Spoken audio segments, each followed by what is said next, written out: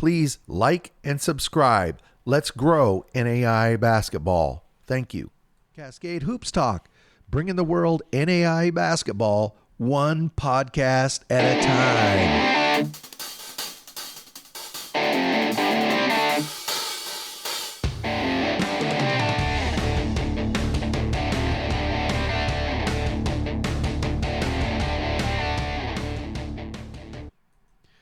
Cascade Hoops Talk, Billy D. Well, it's Friday. You know what that means? Boy, there's tons of games tomorrow. I love the weekend. I'm going to, as you know, I get on the road and I watch basketball all weekend. So I'm pretty excited. By the time you get this message, I will already have my day plan and I'll be on the go. A lot of big games last night, several upsets. We're going to talk about those. Adam Hepker, MidAmerica Nazarene, is going to join us. They've got a 1.5 lead now in the Heart. Let's just get right to it. A lot of action last night. So in the SAC, the Sooner Athletic Conference, Langston takes their first loss of the season. They go to 19-1. Sagu beats them in Waxahachie. CJ Hall, he scored 19 points. Noah Bowling, he scored 13 points. Really very, very good defensive game by Sagu. That's what it's going to take to beat Langston, and they beat them there on their home court, and Langston goes down. Congratulations to Sagu for that. That's a big win for them. Langston, they're going to take on UNT Dallas on Saturday. So taking a look now at the Sooner, MidAmerica Christian wins. Wayland Baptist wins. Science and Arts wins. There's something in Presto last night. I don't know. Anyway, Central Christian beat UNT Dallas in 2 overtimes, and then John Brown beat Oklahoma Panhandle by only 4. A little surprise there. So the standings, Langston still has a 1.5 lead over MidAmerica Christian, but boy, they're sneaking up on them. And Sagu's right there. And then these three are all tied. The Science and Arts game didn't register. I don't know what the deal is. It never finalized in Presto. In the Mid-South, Cumberland's, they win again. They go to 19-2. They beat Lindsey Wilson. J.J. Ramey, 31 points, 7 rebounds. Anthony Johnson, 16 points, 4 rebounds. As I say, they're at 19-2, and they're going to play Carolina Christian on Saturday, and I believe that's a non-conference. Yeah, that's a non-conference game. Georgetown, they are back in the winning column. They seem to be back on a roll. Seth Johnson, 14 points, and Jabrian Spikes, 11 points, 5 rebounds as they beat Campbellsville. They go to 17-4. They'll play Lindsey Wilson on Saturday. One other game last night. Cumberland beat Bethel. In the standings, Cumberland and Freed Hardman are 5-1. Look at this. Georgetown is just 1 game back. You know it would tighten back up in that Mid-South Conference. In the Southern Conference, Mobile, they beat Blue Mountain. Ezra McKenna, this guy can play basketball. 27 points, 14 rebounds. Joshua Williams, 17 points, 4 assists. So Mobile goes to 17-5, and they're going to play Loyola on Saturday. So Stillman, they get the win. Big win for Stillman. I'll show you in the standings. William Carey beats Faulkner. Tennessee Southern still 3 games up on Stillman. They've got second place now. Mobile's in third. William Carey and Dalton State are right behind them. And Life is back there knocking on the door, another game back. In the Frontier, big game in the Frontier. Montana Tech and Carroll were tied in the Frontier going in tonight. Carroll had to go into Butte, and Montana Tech beat them 90-66. Asa Williams, 23 points, 2 rebounds. Krishawn Dixon, 17 points, 6 rebounds. Montana Tech, they go to 17-4, and they're going to play Montana Western on Saturday. Montana State Northern beat Rocky Mountain. Boy, Rocky Mountain they had so much promise early in the year. Montana Northern, I say Western. Montana Northern beat Rocky Mountain. Montana Western beat the Argos of Providence. So look at the standings. Montana Tech now has a full game on Carroll. Montana Western, Providence, and then Rocky Mountain is down at 2-6. In the Red River tonight, LSU Shreveport, they go down. Our Lady of the Lake beats them 90-86. They put LSU Shreveport to 15-5. Daniel Hilterhoff, 20 points, 5 rebounds. Brian Campbell, 19 points, 8 rebounds. Shreveport is going to try to turn it around on Saturday. They play Huston Tillotson. Let's look at the rest of the conference there. Paul Quinn wins. Texas A&M, Texarkana wins. Jarvis Christian. They didn't play the Xavier Texas College game. And then Alexandria continues to win. So look at these standings here in the Red River. Alexandria is a game. I don't know why the tie thing is there, but they're a game up on Xavier on Texas College and Xavier. LSU Shreveport's another. So they're 2 full games back of Alexandria. So LSU Alexandria is kind of taking control of the Red River. We'll have to watch that. Nobody was expecting that a month ago. You know that. Arizona Christian, they go down. Number 15 goes down. Number 2 goes down. Number 15 goes down. Number 16 goes down. Jessup University, they went over to Arizona Christian. They beat them 91-80. Xavier Lefless, 22-point, 10 rebound, double-double. Miles Corey, 22 points, 6 rebounds, 6 assists. A big win for Jessup. Coach Mark Darnell's really got him playing well. You know, it took him a little while to gel, but that's not somebody you want to play right now is Jessup. Arizona Christian goes to 16-6, and they're going to play Menlo on Saturday. I don't have the standings because Presto didn't completely update, but Jessup won. Menlo beat OUAZ. That's a final. It just didn't show up. The Masters battled Vanguard.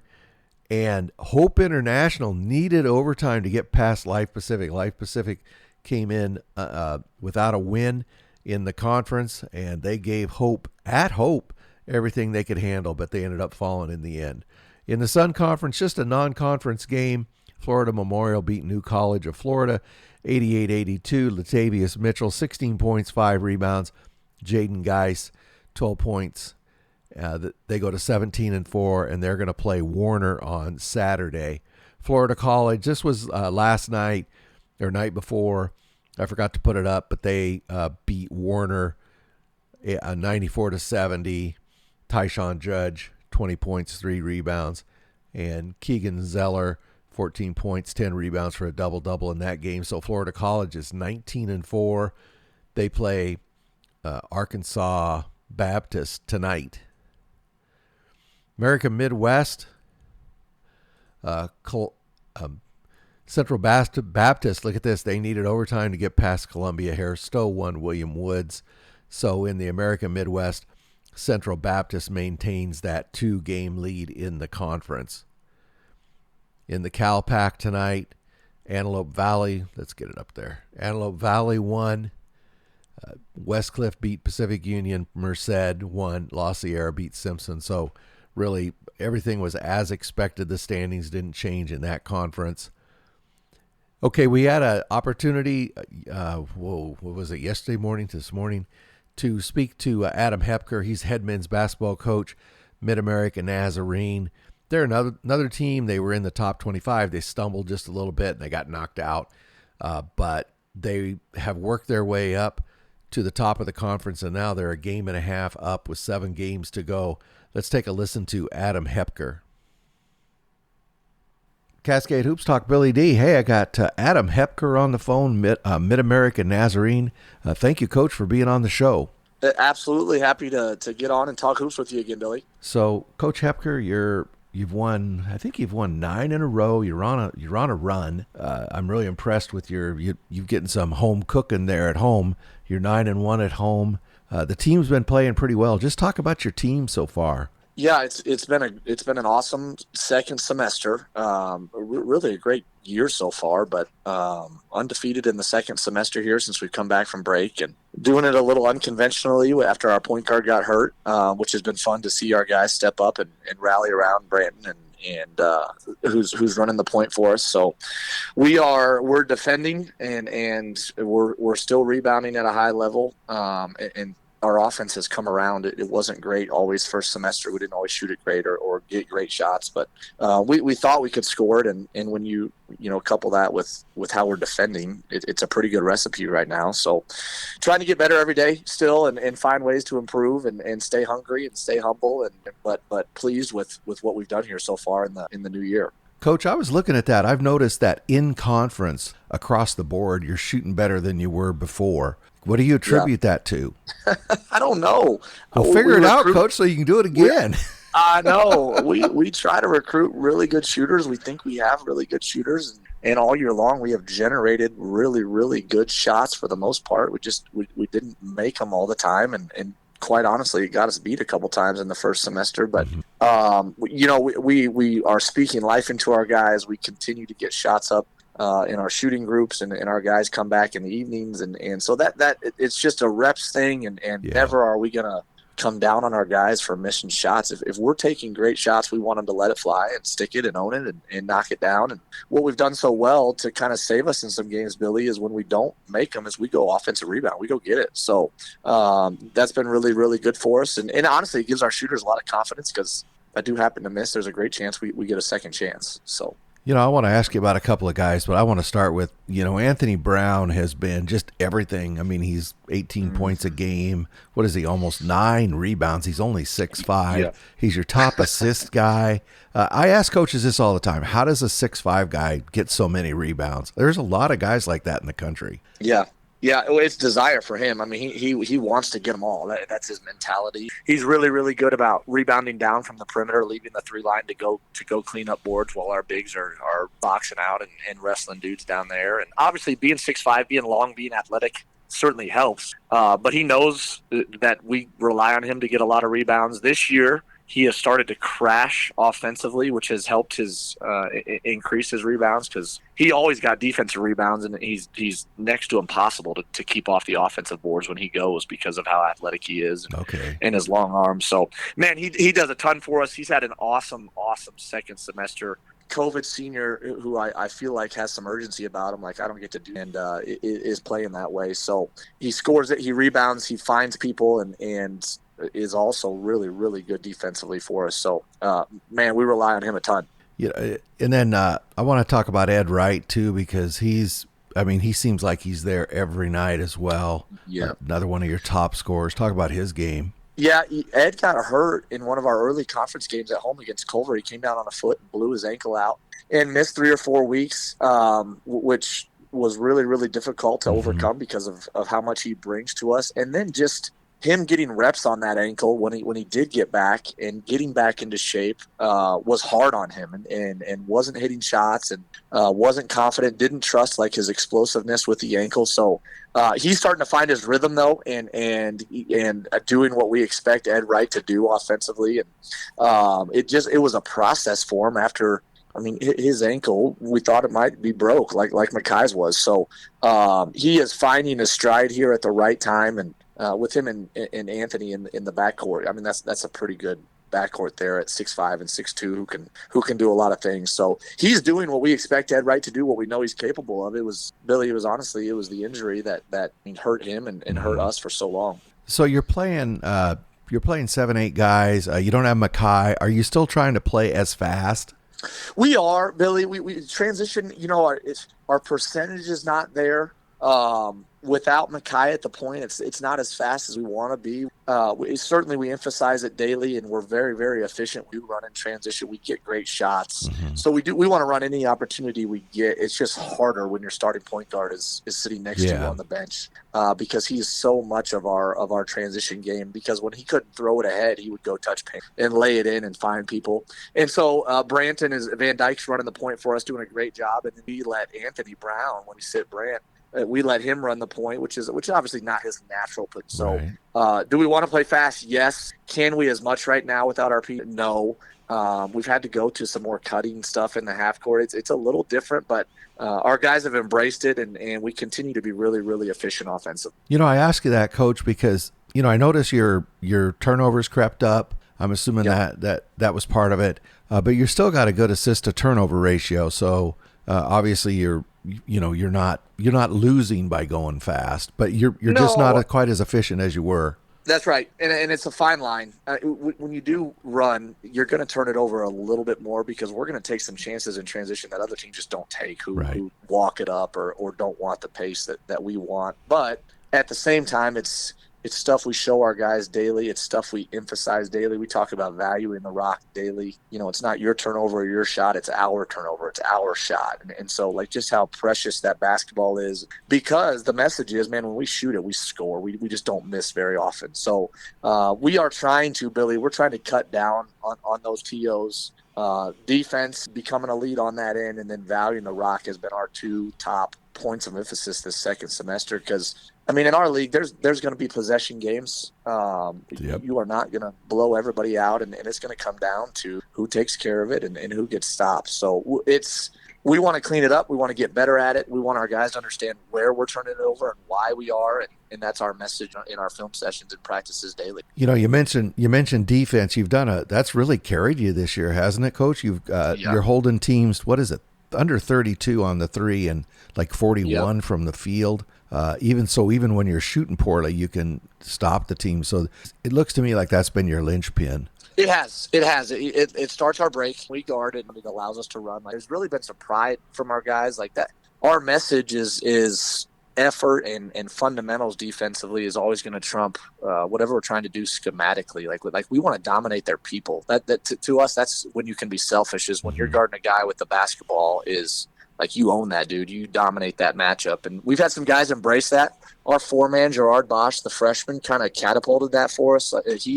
We have given him some challenges defensively, some of the best four-men in our league. And there's some really good ones. And he's given them an off night that night when we play him, Billy. And so we've rallied around that. We've seen other guys try to be like Gerard in that way defensively. We still think there's more in the tank.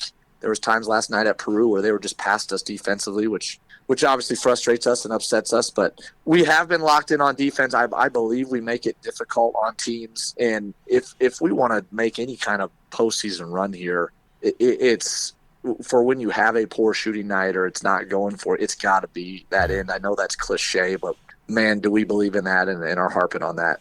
Coach, I'm still stuck on Bosch as a freshman. Seriously, yeah. He's started every game. What is he playing? 27 minutes a game? He's a freshman? Yeah.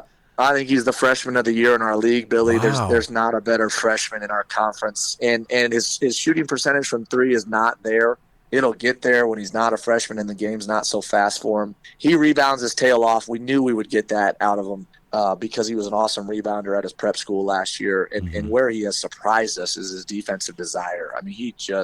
He's physical. He's an international kid. He can't believe some of the foul calls they call here in the States because he wants to grab and hold and shove you and push you. But, man, has he helped us so much defensively and rebounding. And he's just a great kid. He will do whatever we ask of him, and he'll do it with maximum effort. So, like I said, he's the absolute best freshman in our league. And the fact that we get him for 3 more years at 6'7" and skilled and tough, we're excited about. I want to talk about the heart for a minute before we started. Anybody who watches me know that I go through the conferences every day, and I love the conference races. And the heart is it's one of the best in the country. There's a few. The GPAC is pretty good, but the heart's probably the tightest race right now. You got 4 teams have been essentially tied for weeks. And you have, there was Adam Hepker. I called it Adam Hepker night when everybody else in the pack lost. And I think you guys were idle. But that gave you a little bit of a bump. And then, just a couple wins, like last night, Central Methodist lost every night, But now you've worked your way. You're up a game and a half. But, boy, there's a ton of basketball to play. Talk about the heart this year and this race that's turned into a 4-team race at this point. Yeah. Anybody can get anybody. We maybe haven't had the top 25 presence, which I'm not sure how that matters this year like the heart would normally. But this league is deep, and like I said, even the worst teams in our league are capable of beating the best teams. I'm not sure that's true in every league, but it is in our league. We are trying to worry about ourselves, Billy. Honestly, it's difficult, but trying to improve ourselves daily as a team. The challenge to our guys is what are they doing to make themselves better every single day. But it literally is one day at a time for us. I just don't think we get with 7 games left and the team still left on our schedule. it's dangerous to look ahead or do anything but focus on today. So that's the challenge. I'm not saying that's easy. We love where we're at, but we also know, like, man, if we overlook somebody, we're 2 or 3 days away from being humbled. So I think the teams that stay level all year long and don't get real high when they win and don't feel like the world's ending when they get beat, I think those teams have the most success. Our guys have done that this year and just kind of showed up ready to work the next day. So we're not perfect, but we are doing some things well, and we know that these next 7 games, Billy, we're going to get everybody's best shot. Oh, you obviously. will. So Yep. The challenge will be mentally being ready for that, and when there is adversity, it's like, what's our response? And so far, our guys have hung in there and hung together, and I think that's huge. I don't want to get off topic, but you said something I really believe is the teams that can absorb the losses. Losses will come. Yeah, and right. ones you think you should have won. It's just going to happen. That's right. And you've got to absorb those and get past them as fast as possible, because you can't have it turn into 2 or 3 losses or 3 out of 4. That's exactly right. Yeah, it's inevitable. It's a great point, Billy. It's in college basketball with 18 to 23-year-olds who have a lot going on, and Mm-hmm. confidence is real and momentum is like, it's going to happen. And it's, do you show up the next day ready to work, and can you put it, like, learn from it? We're going to watch the film, and we're going to fix some stuff. And then we're going to go give the next team our best shot. I think it's the teams that, again, like, man, we lost one and it turns into 2 and then it turns into 3 because they can't move on. Like, that's where you find yourself in a hole. So one day at a time, one game at a time, and literally one possession at a time, just your job, and let the chips fall where they may. So you mentioned already you have 7 games. Coach, I'm not going to read them all to you. You know who you got coming up. But what is it going to take for the Pioneers to finish strong here and somehow make that game-and-a-half lead hold up and win the heart? Yeah, that's a great question, Billy. It's a daily focus and improvement from our guys. It's not becoming complacent. Hungry and humble has been the message.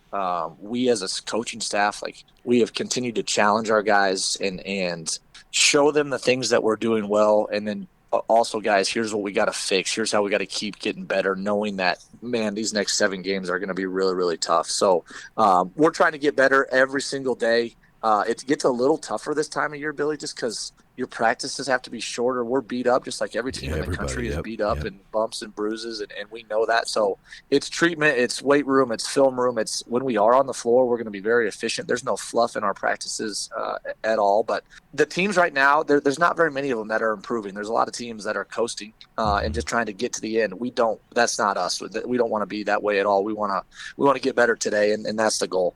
Last question, Adam. So what's the mood around campus? Are people excited? They feel like this is going to be something special. What's your crowds like?